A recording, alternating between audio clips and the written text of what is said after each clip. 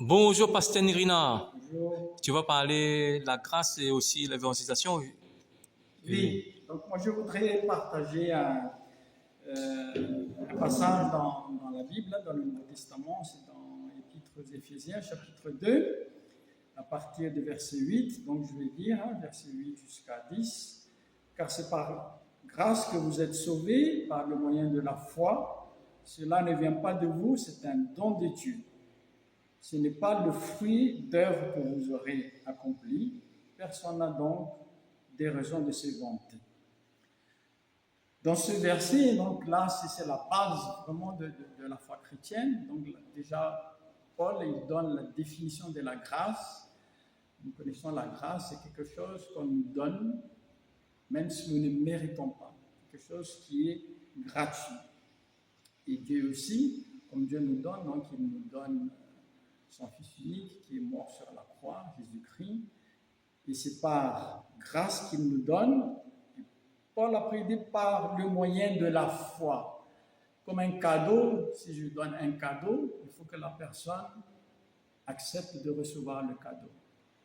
Et ce fait d'accepter le cadeau, c'est la foi. Jésus-Christ, il y a 2000 ans, il a accepté de mourir sur la croix pour nos péchés. Et moi aussi, je dois accepter qu'il est mort à ma place. Et moi, je n'ai pas vu Jésus il y a 2000 ans, mais c'est la parole de Dieu qui me dit ça. Je crois par la grâce. Et Paul, il précise après, c'est un don de Dieu. Don, c'est quelque chose qu'on donne aussi gratuitement. Il dit, c'est pas par des œuvres, c'est pas l'œuvre de vos efforts, afin que personne ne se glorifie. C'est-à-dire que de ma part, il n'y a rien. Une grâce, un don, je ne vais pas payer ça. C'est gratuit. C'est quelque chose que Dieu nous donne gratuitement. Et c'est ça la foi aussi. Dans l'Évangile de Jean, chapitre 3, verset 16, il dit, Dieu a tant aimé le monde, il a donné son Fils unique, afin que quiconque croit en lui ne périsse pas, mais qu'il ait la vie éternelle. Voilà. Donc c'est un don que Dieu donne par son amour, et notre rôle à nous, c'est de croire par la foi, parce que c'est quelque chose qui est gratuit. Voilà. Frère Nirina, à l'instant, tu vas redonner la parole, je vais donner un petit peu la parole à Frère Serge. Qu'est-ce que tu peux rajouter ce que Nirina a dit? Là, nous sommes avec le pasteur Nirina à Saint-André dans son église évangélique en fait. Et en fait, c'est pour nous édifier, pour nous fortifier dans la foi en son Fils Jésus-Christ. Là, nous sommes le samedi, le matin en fait.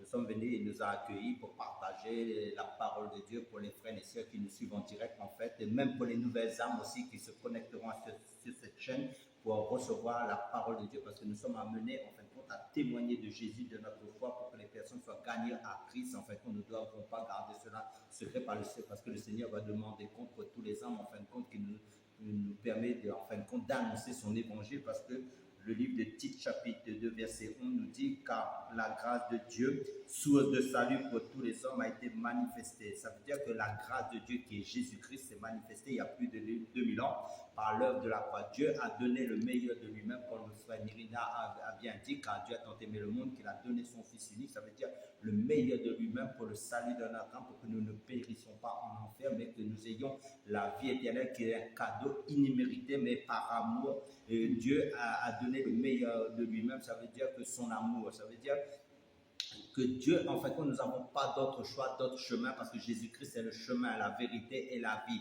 Donc, comme il est le seul chemin, et les autres, en fait, il n'y a pas d'autre chemin qui nous mène à la vie éternelle que Jésus-Christ seul, car il est la vie.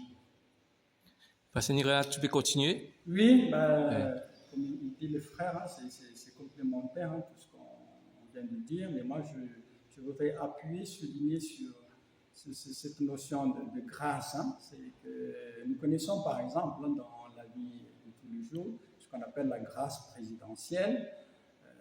Par exemple, c'est un président qui est élu, donc il a le droit, le pouvoir de gracier quelqu'un. Quelqu'un qui a été condamné, par exemple, il est en prison, il va être condamné à 5 ans de prison, mais au bout de 3 ans, parce que le président, avec le pouvoir qu'il a, il va le gracier, c'est-à-dire qu'il va le libérer. Et c'est pareil aussi, nous. La parole de Dieu nous dit que le salaire du péché, c'est la mort. Nous péchons tous. Et Dieu a le droit de nous condamner. Mais par la grâce, l'amour de Dieu, il nous a envoyé son Fils à notre place, être condamné à notre place. Et si nous croyons que Jésus a été condamné à notre place, et c'est ça la grâce de Dieu. Dieu, il va nous libérer. Il va nous donner la vie éternelle avec Jésus. Nous ne méritons pas ça, mais c'est par la grâce. C'est pour cela que Paul, il précise bien, c'est un don de Dieu. Un don, c'est quelque chose qui est gratuit, mais pour avoir le don, il faut accepter. Et donc, c'est par le moyen, c'est Dieu qui nous donne les moyens, la foi pour acquérir. Parce que Dieu nous donne la liberté. Il y a des gens qui connaissent que Jésus est mort sur la croix pour les pécheurs, mais est-ce que Jésus est mort sur la croix pour les péchés de la personne? Moi, je crois que Jésus est mort pour mes péchés. Et la parole de Dieu nous dit, pour celui qui est en Jésus, il n'y a plus de condamnation. Jésus a été condamné à ma place, et moi, Dieu, il va me gracier, me justifier. Je suis devenu enfant de Dieu.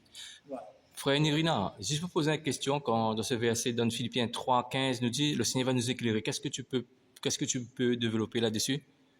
Oui, mais ça aussi, parce que Jésus, quand il est parti, il est monté au ciel, il a dit, je vais envoyer un autre comme moi, donc le consolateur, l'avocat, celui qui va convaincre les gens de péché, et c'est celui aussi qui va nous aider à comprendre la parole de Dieu. C'est vrai que nous seulement, on ne va pas comprendre la parole de Dieu, mais nous avons besoin aussi de l'éclairage du Saint-Esprit. Le Saint-Esprit, c'est la présence de la troisième personne de la Trinité sur terre. C'est le Saint-Esprit aussi qui travaille dans le cœur, qui va nous éclairer et qui va amener les gens à connaître Jésus comme Seigneur et Sauveur. C'est ça l'éclairage. Nous ne pouvons pas comprendre, nous n'arrivons pas à la foi s'il n'y a pas l'action du Saint-Esprit en nous.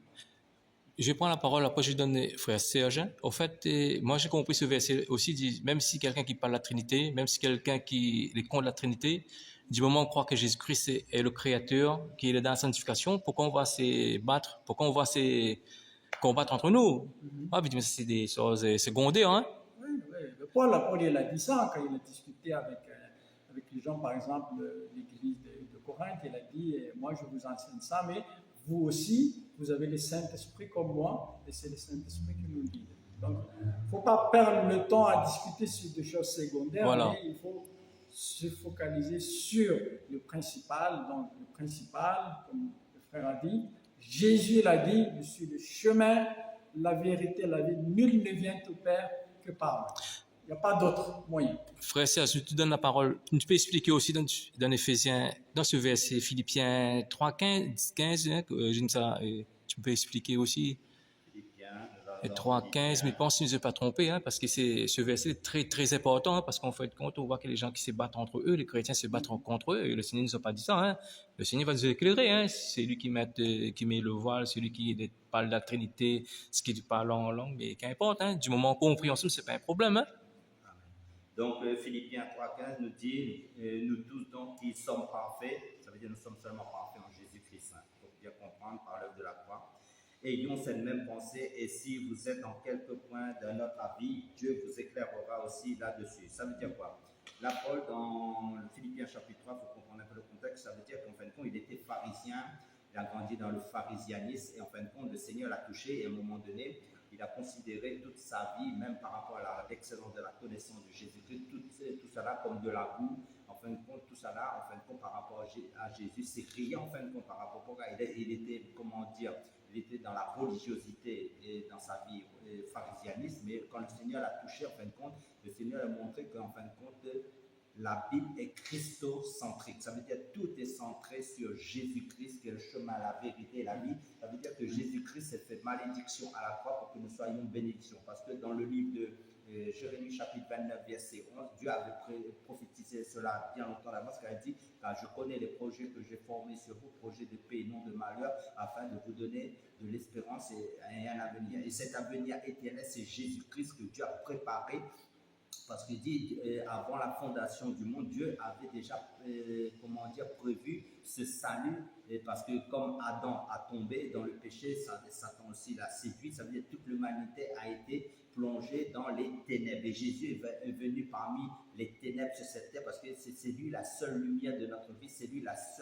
le seul éclairage qui nous donne la connaissance du vrai Dieu. En fin de compte, tous les autres éclairages qui est contraire à Jésus-Christ, ce n'est pas l'éclairage du vrai Dieu. Donc, Jésus-Christ, en fin de compte, en venant sur cette terre, il a pris toutes nos malédictions, toute notre condamnation à la croix pour que nous soyons en lui seul, que nous ayons ce salut et cette grâce, en fin de compte, il est la source de la grâce par excellence. C'est vrai que beaucoup se trompent et disent Marie pleine de grâce. Marie aussi est pleine de grâce. Marie a eu une grâce du Seigneur pour enfanter l'enfant Jésus par le Saint-Esprit. Mais Jésus, c'est la grâce personnifiée de Dieu venu en chair sur cette terre. Il est la parole personnifiée, la vérité personnifiée. Il est le roi des rois, le Seigneur des seigneurs, il est l'alpha, l'oméga. Il est le roi des rois, le Seigneur des seigneurs. Il a reçu tout pouvoir dans le ciel, sur la terre et sous la terre. Tout genou fléchira devant lui et toute langue confessera que Jésus-Christ est Seigneur. Donc, toi, tu écoutes. Si toi qui es nouveau, tu écoutes ce message à travers cette chaîne YouTube, en fait, je te conseille de donner ta vie au Seigneur si tu ne l'as jamais fait et de prendre ton baptême d'eau parce qu'il est réservé aux hommes de mourir une seule fois, après quoi vient le jugement. Ça veut dire quoi? De ton vivant, attends pas que tu quittes cette terre parce que ce sera trop tard. C'est maintenant le salut, comme le Seigneur nous dit. D'ici aujourd'hui tu entends sa voix, n'endurcis pas ton cœur. Donc Jésus appelle tous les hommes au salut de Dieu en lui seul, parce que c'est lui le seul chemin, la seule vérité, la seule vie éternelle, parce qu'il nous est dit car nous sommes bénis de toutes les bénédictions spirituelles en Christ, d'après Éphésiens chapitre 1 verset 3. Donc concernant toutes les promesses de Dieu, tout se trouve en Jésus-Christ et le oui, le amen se trouve en Jésus-Christ concernant les promesses de Dieu. En dehors de Jésus-Christ, il n'y a rien. C'est pour ça l'apôtre Paul, il dit, considère son passé comme de la boue, il reste le regard fixé que sur Jésus-Christ, qui est la vision céleste pour son éternité. Oui, continue. Rajouter un petit peu pour le contexte des Philippiens, parce que donc là, Paul, il parle un petit peu, il a dit, je redis, nous tous qui sommes spirituellement adultes, c'est cette pensée qui doit nous diriger. Et si c'est un point quelconque, vous pensez différemment, Dieu vous éclairera. Et le 16, il dit seulement au point où nous sommes parvenus, continuons à marcher ensemble dans la même direction. Voilà. C'est vrai que par rapport à des interprétations secondaires, on a parlé tout à l'heure de mettre le voile ou autre, tant que nous sommes sur terre, il y a des choses secondaires que ça divise avec le point de vue différent, mais Paul il dit continuons à marcher ensemble dans la même direction sur la base, comme le frère a dit tout à l'heure, la base de la foi chrétienne en Jésus, la base de la grâce de Dieu manifestée en Jésus. C'est là qu'il faut travailler ensemble, parce que Jésus il dit si vous vous aimez entre vous, le monde il va voir que vous êtes vraiment mes disciples. Parce que si c'est entre nous, on va se critiquer les uns les autres, voilà, les autres, entre guillemets, religions, ils vont avancer, mais nous, les chrétiens, sur le point central, il faut aller de l'avant. Voilà. On a parlé de la notion de la grâce, la foi en Jésus, c'est le seul chemin, la vérité et la vie, il n'y a pas d'autre, et c'est ça qui est l'important pour nous. Quand on sera au ciel avec Jésus, on verra là-bas qu'il y a eu raison et qu'il y a eu tort. Mais tant que nous sommes sur cette terre, la mission que Jésus nous a confiée aux disciples d'abord à l'époque, c'est faire des disciples toutes les nations. Aller vers eux, les enseigner, ceux qui croient, les baptiser au nom du Père, du Fils et du Saint-Esprit. Et après, ils vont devenir disciples, c'est eux-mêmes aussi qui vont faire d'autres disciples à leur tour.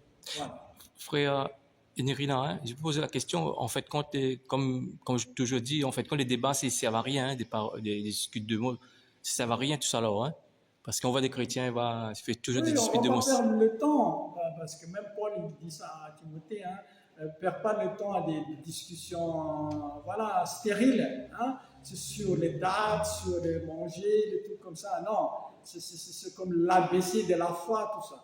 Discuter sur la base, voilà. Ça c'est l'essentiel. Frère Serge, pour terminer, qu'est-ce que tu peux rajouter? En En fait, ce que je peux rajouter, en fait, focalisons-nous principalement sur ce que Jésus-Christ a dit dans la Bible. Faisons comme les chrétiens le verraient, examinons les Écritures. Ça veut dire tout ce qui est terrestre va rester sur cette terre, mais tout ce qui est spirituel va nous accompagner selon la parole de Dieu si nous avons vécu selon sa volonté. Parce que le Seigneur dit, ma famille, c'est celui qui fait ma volonté. Donc, annonçons l'évangile et apportons l'éclairage aux personnes qui ont besoin et restons, comme Paul faisait, le regard fixé que sur Jésus-Christ, notre espérance éternelle. Amen. Sois béni. Amen.